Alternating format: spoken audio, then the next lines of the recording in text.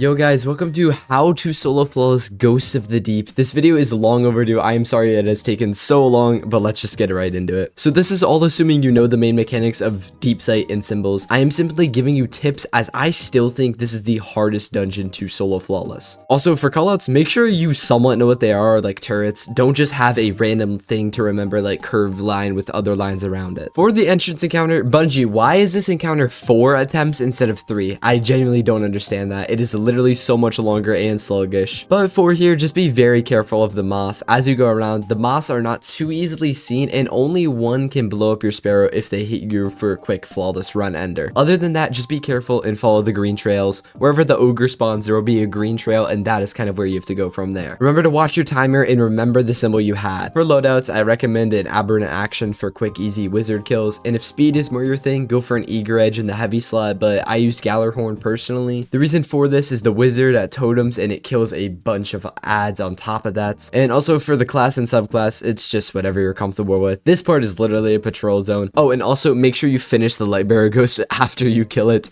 That's like pretty crucial. Don't forget to do that throughout this whole dungeon. Real quick before we keep going, shameless plugs. If you want to see streams live and ask me questions, you can at twitch.tv/midworth and here on YouTube, so subscribe to see more. Also, if you want to join the Discord and find a community with a welcoming vibe, first link in the description. And now back to the video. So for the traversal, I kill adds whenever there is a ton shooting at you. Be very careful of the knights up top here, as the solar cannons do immense amounts of damage and can 3-tap you. Other than that, after this section, just skip across this section. You can sword swipe and just skate across and get to Ecthar pretty quickly. On to Ecthar himself here. I am going to go through a bunch of builds that can help you with this. I will go into more detail on them later, but for Titans, highly recommend Loreley's with bonk build for super easy sustainability the whole time. Use a 1-2 punch shotgun and go crazy on the ogres, knights, and wizards that spawn. Also, arc thunderclap bolt charge spam is, I guess it's usable, but there's a lot less recovery on it, so just be careful. And on top of this, you can use a void axe with prismatic build to melt the boss. But personally, I used Lord of Wolves and got a super comfortable 4-phase, almost making it a 3-phase. And for Ecthar, that's really the best you can get. You're not going to be able to get much more. You can also use Queen Breakers for this, but I recommend honestly using Lord of Wolves. I will talk more about the weapons in a bit, but for Warlocks, throw on the Buddy build. This is using the Bleak Watchers, Helions, the Arc Souls, and make sure you have Devour on for sure. Just let your turrets go crazy, play your life, and you should be able to do just fine. Let your turrets take care of a lot of it for you. And hunters, you guys already know, combination below punch build, just heal. The moss in this encounter are insane, but most of the time they don't track towards you, they actually go to the adds to shield them. So as long as you are constantly above full health, you should be relatively fine. And as for weapons, for any punching class, you use 1-2 punch for adds and wizards.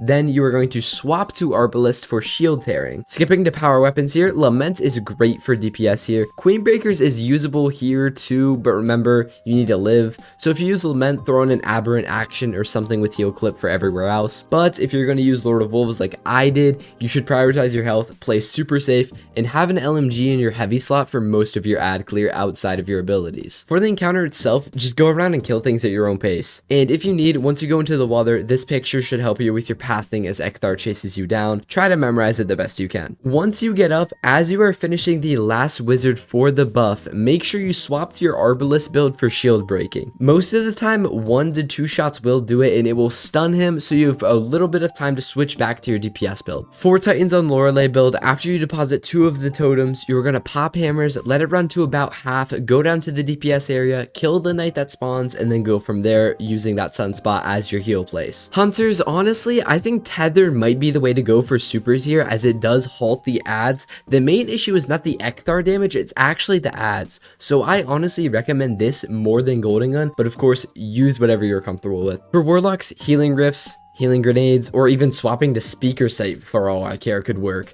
But remember, focus on DPS and play safe during the DPS phase. I like to run back and have them follow me so I can stay away from the adds and cut off their angles the best I can. But you play your way, not mine, whatever you guys are comfortable with. After the DPS phase, if you need somewhere to chill and swap back to your loadout, you can go into these little rooms on the sides of the map and chill for a bit. Also, if you need ammo afterwards, you can kill the knights and ogres, and after you do that, the adds will continuously spawn so you can safely farm them until you're ready. recovery. Then simply rinse and repeat, and good luck to you, Guardian. The next traversal is not hard at all. You can run past most of it. Just watch out for the moss. And if you don't know, the big ogre right before the final boss, you can run past him, but guys, be so incredibly careful here. I almost died on my soul flaws, and I would have cried if I died right here. So as for the final boss, I'm torn. I think this might be the hardest, but honestly, after doing it twice, I honestly think Ecthar is harder. But first, let's go over loadouts here. For Titans, you can use the Loreleis with bonk build like I did, or you can use the Thunderclap bolt charge spam meta. Warlocks, stick to that buddy build or even speaker sight and go crazy on the recovery. If you want, you could even run well for a little safer of a DPS phase on Warlocks too. Hunters, try to stick to the combination blow build and go invis a lot. Golden Gun or Tether, whatever you feel safer doing. Tether for the ads, but I highly recommend Golden Gun here. It's too big of a damage differential to miss out on. As for weapons,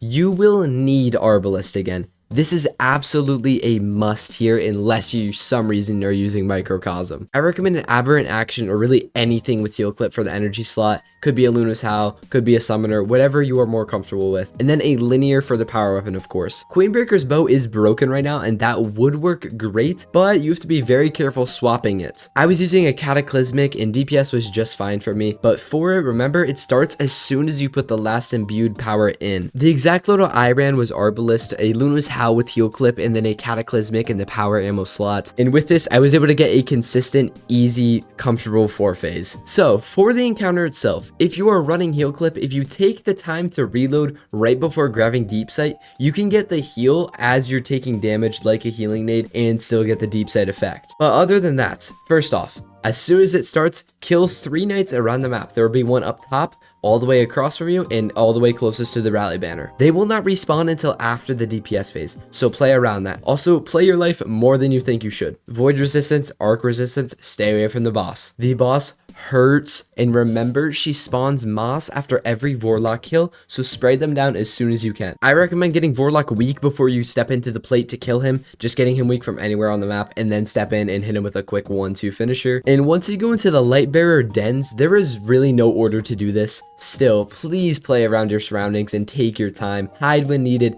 kill the ads, and go crazy. Remember, the Acolyte Hunter guy can one-shot you, so just be very careful of that. Play your life, take your time, and as the runes and putting them in, you can't really control where you finish at. The only way you can do this is if you go in and look at the symbols beforehand. It will take a lot more time to do, but you can do that if you'd like. Me personally, I just did whatever, and wherever I ended up, I probably just moved from there. Also, remember, you can move, so don't be afraid to. When getting deep sight, it does not last long, so once you come out and grab it, be ready to dunk almost immediately every time. Remember to get that Arbalist ready and go crazy. For Titans, if you have the bonk build on, make sure you get the thralls around it, and you just punch one and then they just kind of go away after that. Hunters, you can do the same thing with combination blow. Warlocks, you could use the buddy build and slow them down that way too. And when you're in the DPS phase, please remember, you don't have to stay where you are. You can move like I did. I almost always had my last imbue at the heart, and I almost always went up top to finish it at the arm. I think this is the safest spot because you can hide behind it. She sometimes doesn't throw the ads over there, and you can even go up top if you need to, still shooting her along the way. And after this, take a breath and do it again.